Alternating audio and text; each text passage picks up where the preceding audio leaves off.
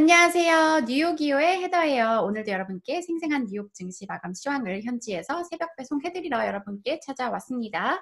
네, 오늘 뉴욕 증시는 좁은 폭에서 등락을 거듭하다가 결국 혼조세로 마감을 하는 모습이었는데요. 오늘 큰 소식이 없었고 나온 소식들도 이제 뭐 경제 지표들도 좀 애매하게 나오면서 큰 움직임을 나타내지는 않았습니다. 숫자 먼저 살펴보시면요. 다우지수는 0.2% 올랐고요. S&P 500 지수 0.18% 올랐고 나스닥 지수는 0.05% 하락을 했어요. 이제 어제 호재가 됐던 부양책 소식 같은 경우에도 제가 전해드렸다시피 이제 확실히 이게 진행될지 안 될지 좀 알 수 없는 그런 상황이기 때문에 이 이슈도 증시를 뭐 크게 끌어올리거나 끌어내리지는 못했고요. 그리고 또 이제 이번 주 금요일에 노동부의 고용지표가 발표가 되잖아요. 이 발표에 모든 관심이 집중되고 있는데 이 발표가 나오기 전에는 민간 고용업체인 ADP에서 또 한 달에 한 번 수요일에 이렇게 지표를 발표하거든요. 그 지표도 약간 좀 애매한 평가가 나오면서 이날 증시 혼조로 마감을 했어요. 그러면 지금 미국의 11월 고용은 어떤 모습인지, 어떤 고용지표가 나왔는지 민간 지표 통해서 함께 살펴보시겠습니다. 네, 미 정부의 이 고용지표 발표를 앞두고 ADP가 고용 관련 지표를 발표를 했는데요. 자, 일단 제목부터 보시면 Hiring falls off in November to slowest rate since July.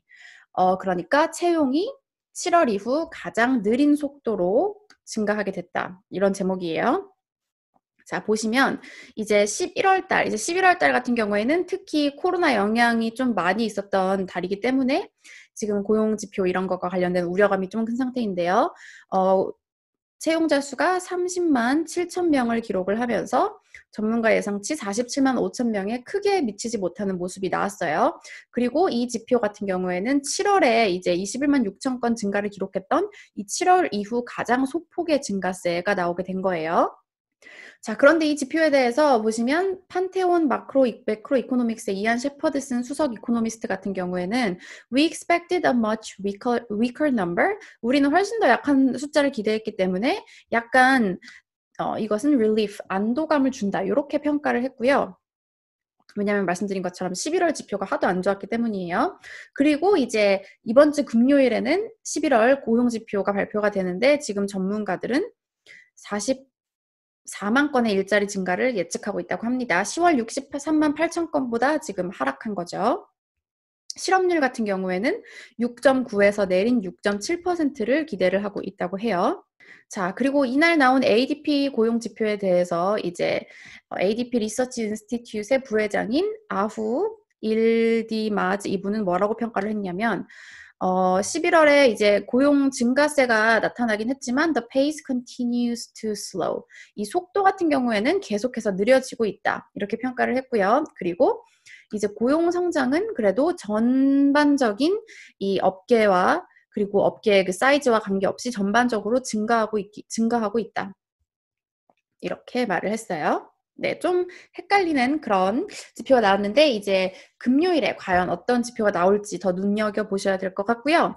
그래서 오늘은 또 어떤 소식을 전해드릴까 하다가 좀 눈에 띄는 소식이 있어가지고 가지고 와봤는데요. 보시면 이제 비즈니스 인사이더의 기사고요. 워렌 버핏이 가장 좋아하는 마켓 인디케이터, 이 시장을 나타내주는 어떤 지표가 최고가를 접근하면서 지금 증시가 과대평가되어 있고 이제 붕괴가 올 수 있다는 것을 시그널링 알리고 있다. 이런 제목의 기사가 있어서 한번 가지고 와봤습니다.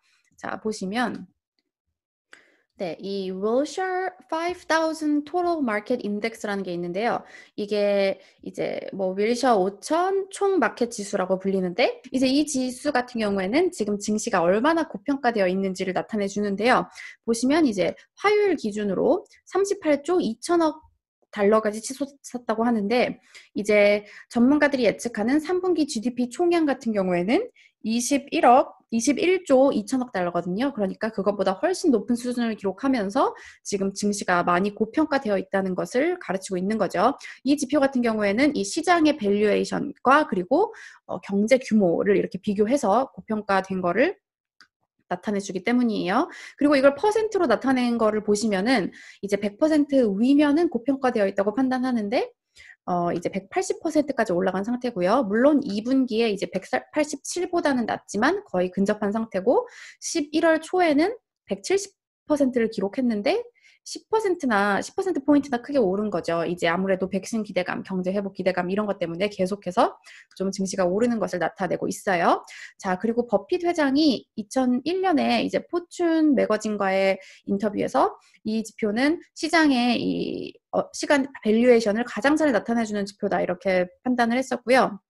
그리고 또 보시면 이제 닷컴 버블 발생하기 전에 또 버핏 회장이 이 지표를 보고 매우 높기 때문에 조심해야 된다 이렇게 경고를 했다고 합니다. 그래서 지금 미 증시가 매우 고평가되어 있다라는 이런 분석 기사를 비즈니스 인사이더 통해서 한번 전해드렸고요.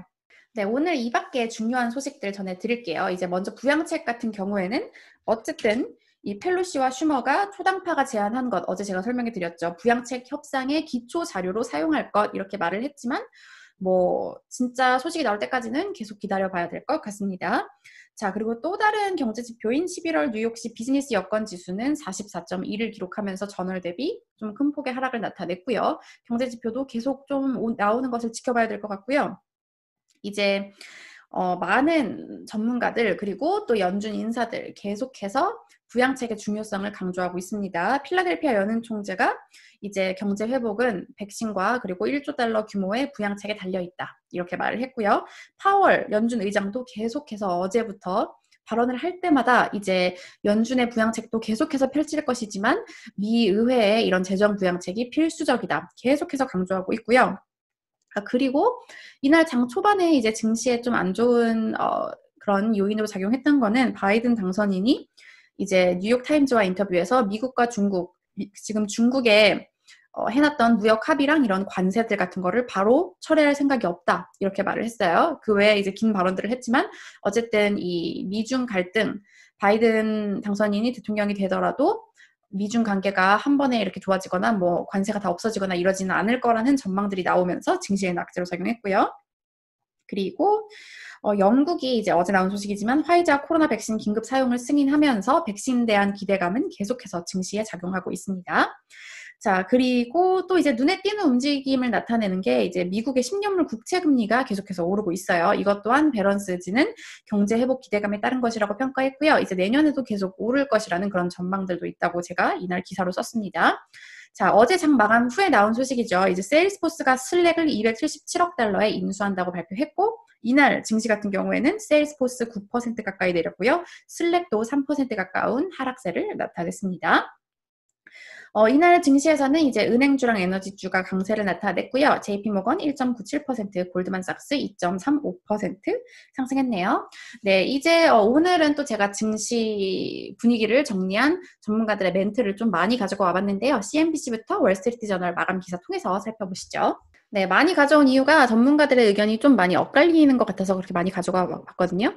루솔트 그룹의 짐 폴슨 전략가는 뭐라고 말을 했냐면, 자, 이제 코로나 이제 백신을 맞는 그런 출발이 가까워지고 있다. 그래서 이는 buy on any dip. 이게 뭐냐면 이제 하락하면은 사라. 이런 분위기를 만들고 있다. 이렇게 평가를 했고요. 보시면 월요일에 이제 좀 증시가 크게 상승하지 못한 후에 화요일에 투자자들이 더 위험 자산을 선호하고 이제 기회를 찾는 것이 나타났다.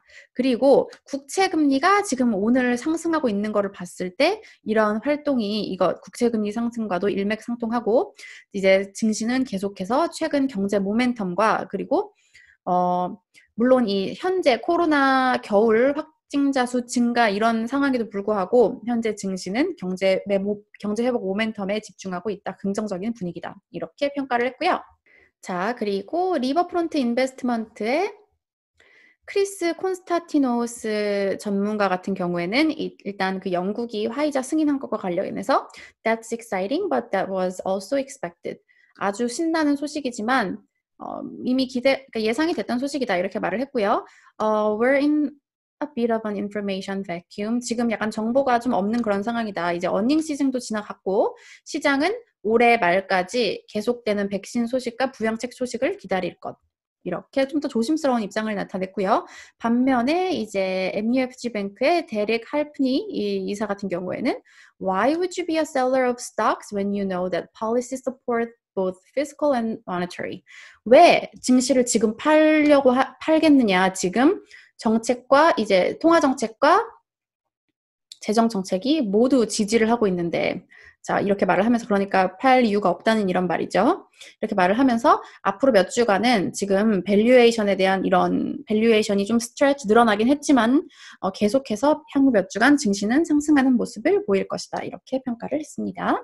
네, 오늘 여기까지 전해드렸고요. 내일 또 증시 소식 갖고 찾아오도록 할게요. 여러분, 내일 만나요.